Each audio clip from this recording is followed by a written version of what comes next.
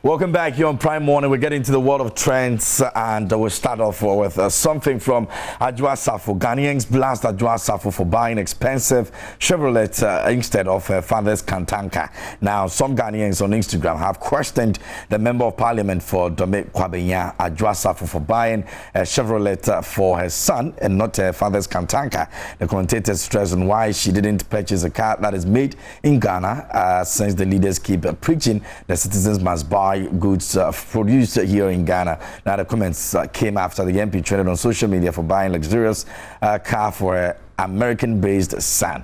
Apart from a decision to buy a vehicle not produced by her father, some of the concerns expressed bordered on the car, Chevrolet Corvette, being too expensive for her son, since most Ghanaians are facing tough economic times, and that's Adwoa Safo's cross that she has to carry on the social media platform yesterday. Away from that, Ghanaian youth pretend they don't care on Twitter, but they are suffering.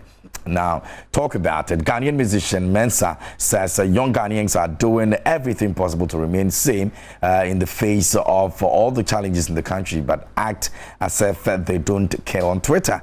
Mensa, who is a member of the FOKN Boys duo, says the pretensions of the youth are heading behind dark comedy. He therefore expressed worry about the fact that the country's youth would have to go through trauma every day because of the nature of governance that they are being subjected to.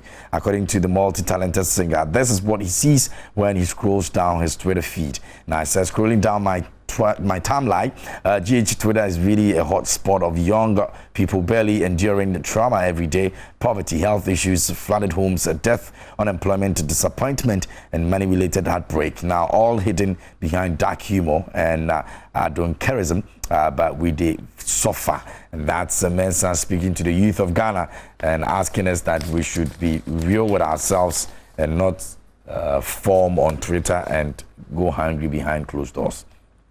Anyway, I agree. If you check some of the things that go on Twitter, and you look at the reality on the ground, you know that indeed some people are going through a lot. But on Twitter, it's the same old face. We're fine. We don't care. We're good. But behind it, a lot of tears.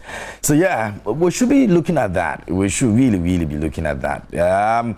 Spend more time working than praying, Akrabato, to Ghanaian youth. Now, actor Kwesi Bwedi Akrabato has advised youth in Ghana to focus most of their time on their work rather than praying. According to him, some Ghanaians spend a lot of time praying instead of working. He added that most people who call their mothers witches are poor folks, as according to him, no wealthy individual tax their mother. As such, the actor and TV presenter believes there is more to life than excessive praying. I beg your pardon. Now, he goes on and says, pray for shorter periods and work more. There is no rich man or woman whose mother is witch. It's only mothers of poor people. If you work hard, you will not say your mother is a witch. So all I'm telling you today is that pray, but don't waste all the time praying. Rather, invest more time into working so that you can make money to help others. Okay. Make money, I like that. Make money to help others. Yeah. It means that when we're making the money, we should be looking at other people as well. It's very necessary. Now, away from that, Patapa and German wife reportedly going through divorce after 1 year of marriage. Patapa's marriage to Leah Miller, and they were here on the show, a couple of months back, and they were very excited. I remember Patapa was sitting here, the wife was sitting here, and what happened?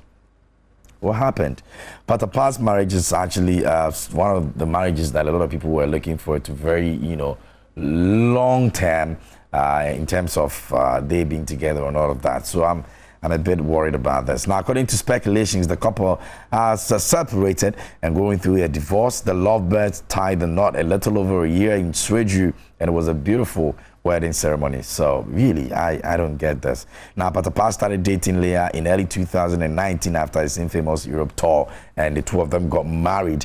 And just a year, everything seemed to be, shutting down.